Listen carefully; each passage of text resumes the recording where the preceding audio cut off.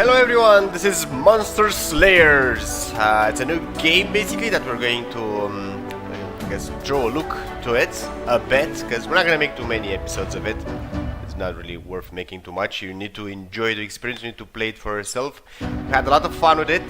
The game itself, it's a roguelike card deck building RPG, I guess adventure. It kind of said so in the description over here. Now I'm actually seeing for the first time, although I am playing this game for a few days now. About two. So a deck building roguelike adventure, there we go. The idea is to defeat a lot of dungeons, let's call them, or like instance maps, sort of maps, which have a boss at some point in them. It's not necessarily the last room of that said map, but you need to find him, the boss that is, and you can fight him directly or you can spend more time and gather more fame. And why do you need fame? Let me show you. You're gonna start with slot 2 because on slot 1 it's what I've played so far. We're gonna get to that in a jiffy, just as after we're gonna die on the first, on our first, I guess, map over here, because it's gonna happen more than likely. So let's see. More recruits for our guilds and site, I guess. We have too many already. Everyone wants to join the Monster Slayers Guild these days. Send them to the Northern Valley and have them report to the guildmaster there. Let's hope they're quick learners. They're about to be thrown into the deep end. Select your character. There we go. These are the classes that we have. I think the developers already announced a new patch with a lot more classes or something like that. I guess we're gonna see. So we have Rogue, Ranger, Knight, Barbarian, Cleric, and Wizard. They pretty much do whatever the name pretty much says, as you're used to. You have a small description.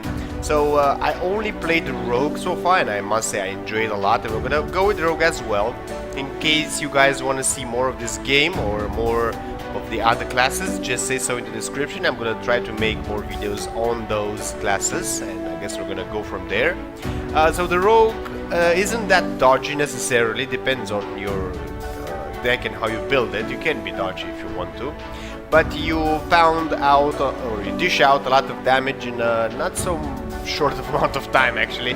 But you give a lot of damage and you draw a lot of cards. That's your basic, I guess, mechanic. But you can change it. It's up to you. You can change your deck pretty much as you wish. Well, not maybe as you wish, but how you can, I guess, affect your deck within the way as you play.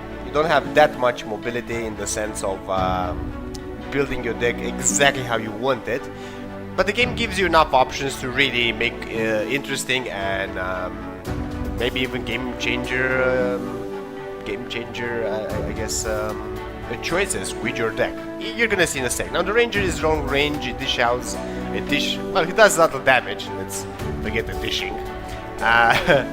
And also it's quite dodgy, so it's actually more dodgier than the Rogue.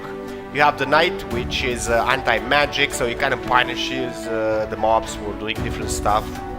He can block damage and he can counter-attack as well. It's more defensive, but it's quite neat. I actually know a bit about it. The Barbarians just go out there, pound as much as you want, even if you lose your life. So you're gonna do a lot of damage, but he's going to be quite open for a lot of attacks as well. The Cleric uses more of a defensive stance, sorta, in the sense that I'm gonna dish some damage. I have something with dishing today, so I'm gonna do some damage, but I'm gonna heal a lot too. So it's kind of sustainable. You can really heal some. Maybe, I guess as you develop the deck, you can heal a lot actually, probably. I haven't really met clerics of a very high level so far. And you have the Wizard, which is your basic glass cannon. It's going to do a ton of damage, but he's going to get a ton back as well. If they don't one-shot you, basically. So then from the first turn, they just pretty much kill. We're gonna go with the Rogue because I have a lot of experience with it. Well, maybe not a lot, but enough experience with it. We're gonna change the name. Let's see, I guess you kind of knew what I was going to pick. We're gonna leave it as it is. You can really go through this and change them up. I don't really quite care, because the game is a roguelike. Oh yeah, a sort of excuse before all this. I am very sick. I think my voice is changed. I know my nose is running, but you don't want the details on that. I'm pretty sure I maybe cough now and then. So as excuse for all the bad noises you're gonna hear within the clip, but I really wanted to film this. I'm sitting on it about 2 days now, and that's the only thing I played so far. I didn't have that much time to play it through, but all the time I had, it was sunk into this game, and I really loved it. Although I usually don't like permadeath and that kind of stuff, that's what I wanted to get. So because it's a roguelike, if your hero dies, and he will die, you're gonna lose it totally. What I don't really know is if you actually lose what you have on that set hero. I don't think so. As far as I know, you get everything, all the items you find back. You lose its deck, all the deck progress that you have made within the world, and your character. You're gonna need to have a new one, but the deck that you're gonna get at the end, usually it's pretty much the same with all the rogues. You have a few, I guess, random cards, but sometimes they're good, sometimes you just need to remove them. Yeah, we're gonna see, I guess. Well, let's see. On the northern edge of the Empire, the Forbidden Desert begins, a vast unexplored expanse of sand and death. The Monster Slayers Guild has sent you its newest recruit here to the Northern Valley to discover the secrets within the desert. Your quest is simple enough, but easier said than done. Slay 3 legendary monsters and return as a true monster slayer. I never actually managed to do that. Probably if you slay 3 of them, you can replay the character maybe? Or I don't know. You just go and pretty much make another character so you can slay other 3. It's quite hard, and I'm going to show you in a sec why. So this is how we start. This is basically your tutorial. It's quite nice, and before that I want to show you. So you have the inventory. Right now we're kind of naked. We're like butt naked, no money. You only have like the dagger, which is +1 damage, and if I recall, this damage is only outputted on your first attack card. The rest do exactly what the card says, because it's a deck building game. Everything you do is based a bit on your items, because they do help a lot, especially if you have very powerful items, and also on the way you kind of use your cards. That's your basic idea. So let's see. Nothing to sell. We're going to close inventory. View the cards. This is actually important. So this is how we start. For instance, for a rogue, this is not necessarily a rogue card. It's quite good though.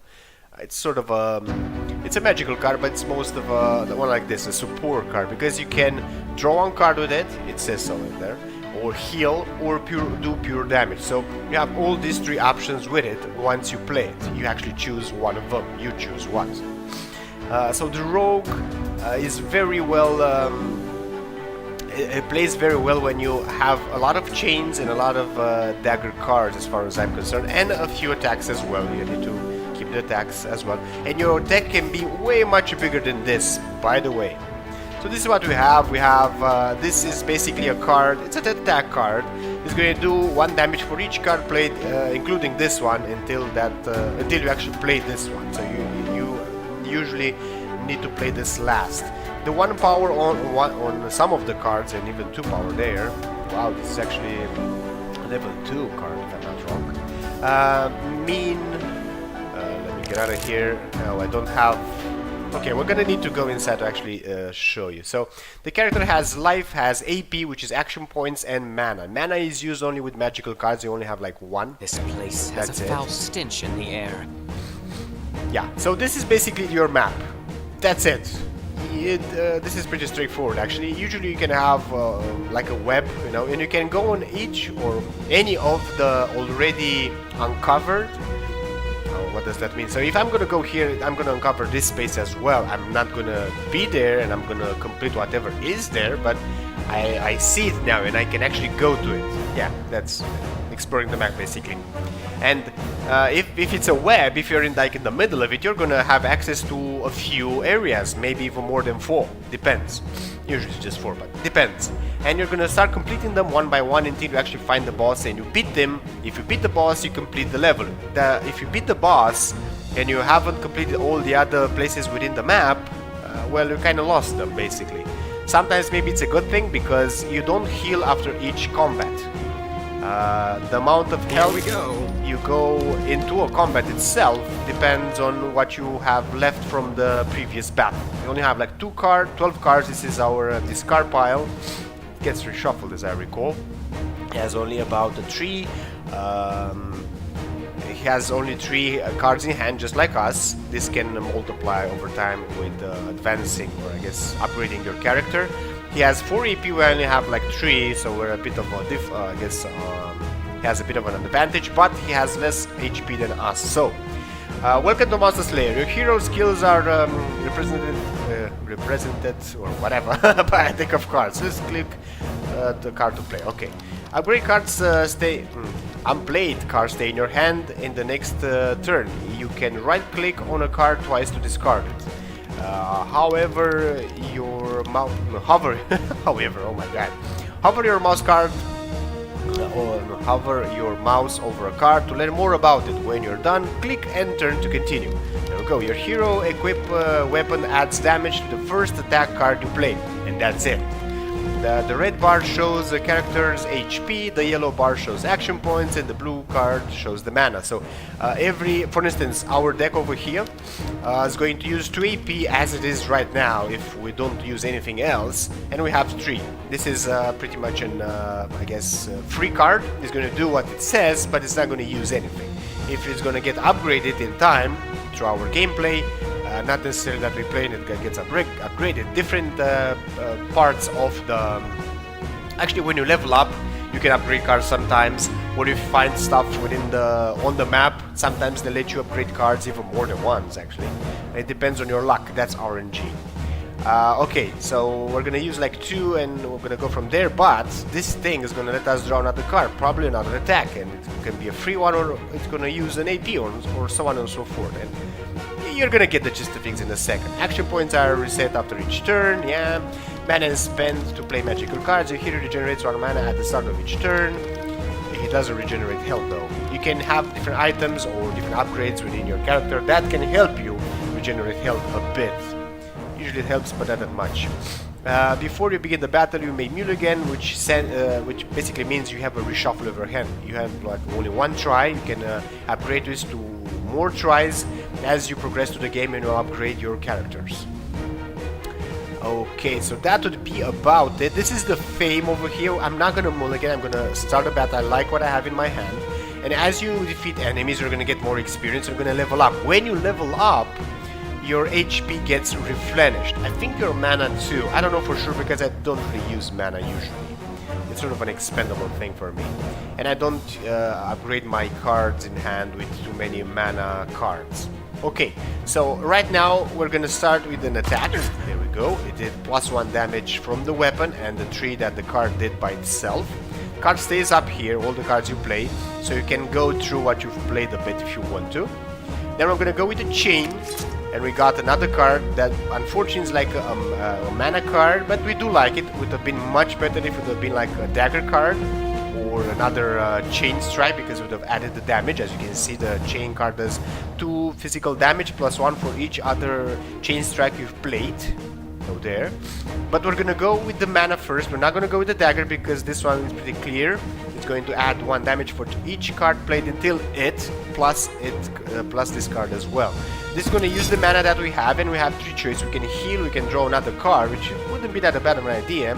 But we also can do this pure damage. What pure damage is? Basically, it ignores any type of armor that you have, or resistances for that matter. So it kind of helps a lot. Because you can build up a defense. It's the defense that you have is going to get diminished by the attacks you get. Some attacks ignore defense though, which is a bit of a problem, but you're not going to get the full damage from that set attack. So if you have like a 6 defense and the guy attacks with, I don't know, a 5, whatever, normal damage, you're going to remain with 1 defense and the attack is going to do you 0 damage. That's pretty much how it works. You're going to see it, I guess, at some point when we have that sort of cards in our hand, too many of them, but we're gonna go from there. And he's pretty much gonna be dead, because if I'm gonna use this and he doesn't dodge it by some weird manner of choice or RNG, is going to deal 1, this card is going to deal 1 damage for all the cards played up until now, and +1 for it for the card itself. So that's made 3 + 1, 4. There we go, it's dead. We got no damage, that's why you heard the perfect noise.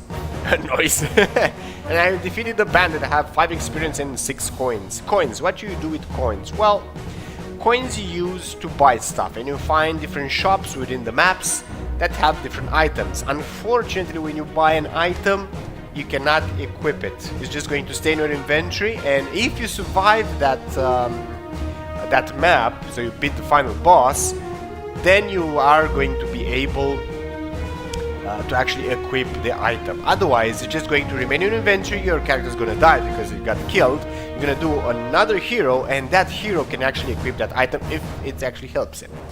Okay, we're gonna have this is tutorial 2. I think it was a treasure there. Yeah, it's a treasure. You found a treasure. During your adventure, you will come across various random non-combat events that require you to make a choice. Most of these choices, decisions will modify your deck of cards, but remember, a deck built with a specific strategy in mind is better than an inconstant deck full of random cards, and they are pretty much right. Now, we can ignore it or open it. We have no drawback if we open it right now, or if we ignore it, because that can happen. So we're just gonna go with open, see what choices we have. And actually, I do like a lot what we got. We also got an item as well. It's not necessarily all that... Oh, actually it is better than what we have right now, because it adds +1 to all lightning damage. Unfortunately, we don't use lightning damage, so the dagger itself is not gonna do that much for us. Not the way we have our deck build right now. But otherwise, it's good that we have something in plus. We can sell it eventually and get more money. So we have two choices. We can get another chain card, which is quite nice, or you can make another a backstab, which is going to increase the amount of overall damage we can do if we can play it. But I'm gonna take the chain strike because they allow us to draw another card after we use it, and we do already some damage. We're gonna have to fight apparently another. It says tutorial, but it's actually a mob of level 1, whatever it is. It's probably another human. Let's see how they handle my blade. Bandit. Whenever you defeat an enemy, you gain some experience and gold. Once your XP file fills the bar on the top, you level up and regain all your HP. So no mana apparently, which is kind of maddening actually.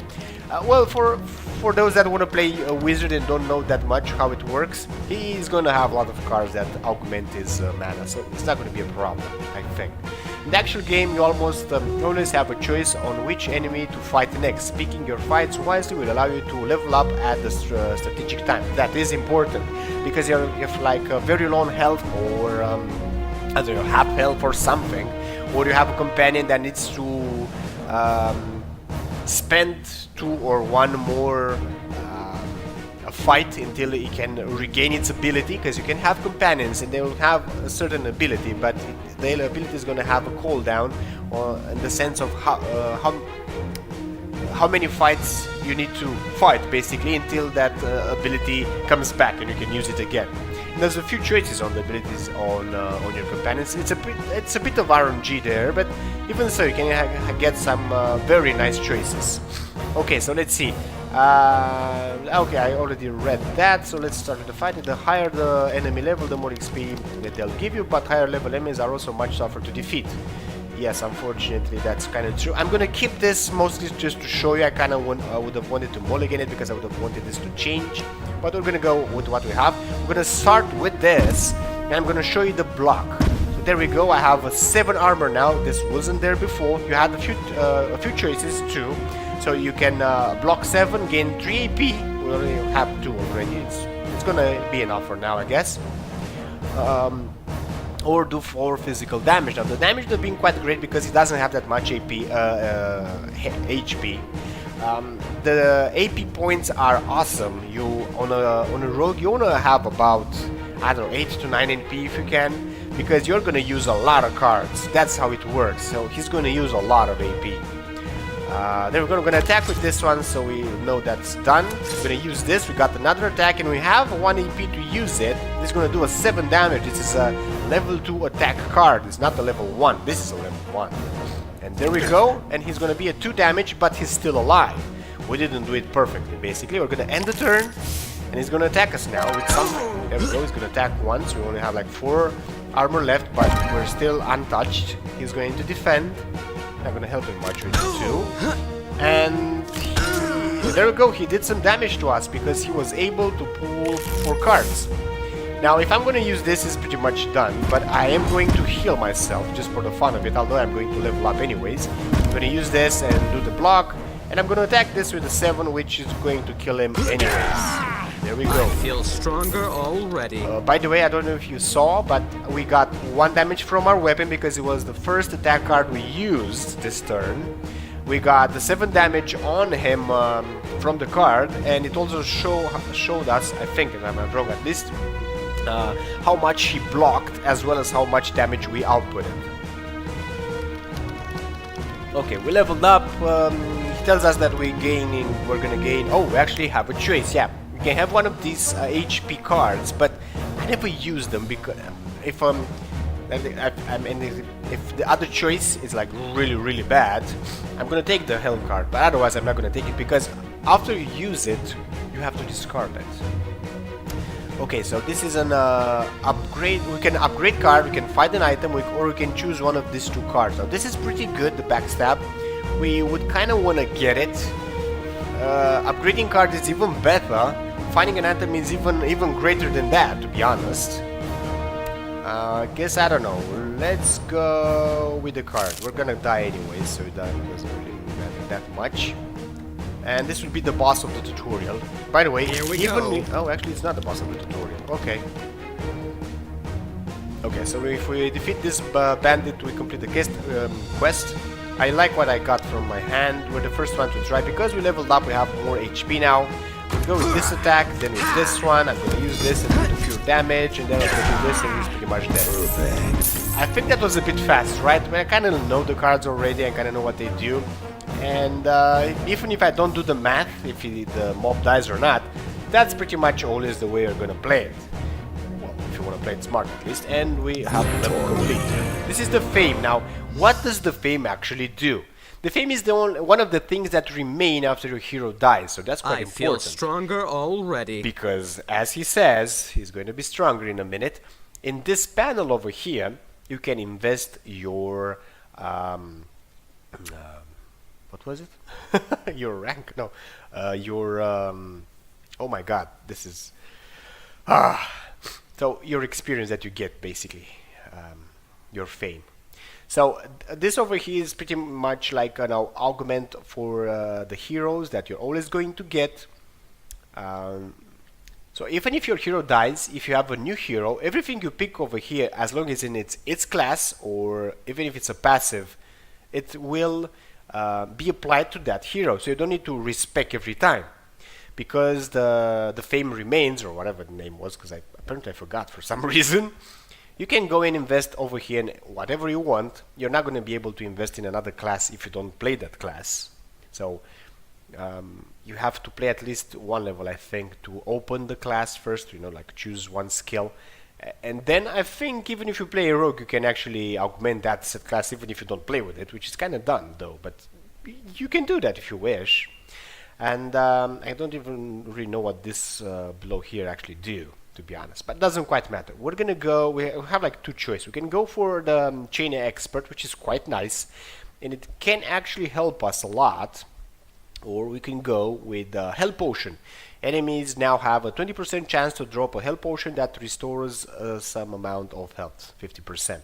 Or you can start with more HP. To be honest, I'm gonna go with the chain expert for now. I should take the AP boost, but I'm gonna hope that I'm gonna get from the map enough luck, or I guess areas that are gonna increase our HP, our AP anyways. And I'm gonna go with chain expert for now. The second thing we can do is go with explosives or slippery. And they're going to change some cards and transform them to other cards, and so on and so forth. So you have to kind of choose always. You can't really play like a rogue or any other class and always have the same things. So you have to keep that in mind. Okay, this is done because we don't have enough rank to choose anything else. For instance, see, I'm double clicking it, nothing happens. So we're done. Now, this is never the same. Every time you play a hero, if you manage to complete the map, you're gonna have other 2 maps or other maps opened. If you manage to survive those areas, other maps are gonna get opened as well. And if you defeat 3 maps, basically, your hero is going to be, or your character is going to be your hero, and well, you're going to be a monster slayer, and that's that. Unfortunately, oh, there we go. We actually have, oh, this is a common. Actually, we have level 2. It doesn't matter the level that says on the item. So, in the sense that if your hero is not a level 2, you're not going to be able to wear it. That's not true. You can have level 10 items and wear them on a level 1 character. This is just a way to understand how great the item is, basically. But you always should look at what it actually gives. Because sometimes it can do wonders, or you can do much better with a much lower level item if it plays in your gameplay style. So this dagger should do more damage with lightning. It's not necessarily great because we don't do lightning damage, but it says to all. That would mean for me that only lightning damage is going to get augmented with +1. But at least it's something like a bonus, so we're going to use that. We also have a gauntlet, which does 1 to all frost damage. So if we're going to use frost, we're going to have more damage. You can really place item whatever you want. They have like their slots. And that be that. We could sell this, and actually let me show you. You can just sell item and you get like 1 gold. We have 40 now. Close inventory. We can view the cards that we have. So we have like 2 more cards now than as we started it. Doesn't matter. This can go like really big. Let's close inventory and let's go for the crystal caverns. I don't know. I guess want to go there. Oh my god, now I'm looking at the time. We're not going to be able to play in this area this episode. Okay, we're going to enter first. This place has a foul stench in the air. There we go. It's a foul stench in the crystal cavern. I guess probably from all the death, but it's actually good that we've entered. This is the map. This is a webbed map basically. First thing you're going to do, you're going to click on the entrance, and from there you're going to choose maybe a companion if they give you one. Usually they give you one. And from there you can move to other areas within the map that are available. As you can see, we're going to have like only 2 available because there's no connection over here. Then as we move along and we defeat the map, if we don't die, we're going to find the boss. And if we don't die at the boss, we can go to another map. First time I tried with the rogue, I actually managed to defeat the first boss from the first map. It was kind of lucky though, because I had like a very beautiful chain of cards that really wiped him out. He got like half his health or something like that. Everything went perfectly. But what can I say? I was just lucky. Okay, I guess with that being said, if you enjoyed the clip, give the big like for to see more, subscribe. And I really enjoyed the game. It doesn't matter what I play. You need to go get it, play it, and you're going to have your own experience. It depends on how you build your cards, your card deck. It depends on how you want to activate your cards within your hand as well. Some characters can steal cards from your hand, or you can steal from theirs. You can inactivate cards, you can punish them for using different cards. There's a lot of mechanics within the game so far, and as I know, the game is still at its beginning. So it's a lot of place for improvement. There's a lot of place for more greatness. I can barely wait for it. So with that being said, I'm gonna see you guys and gals next time.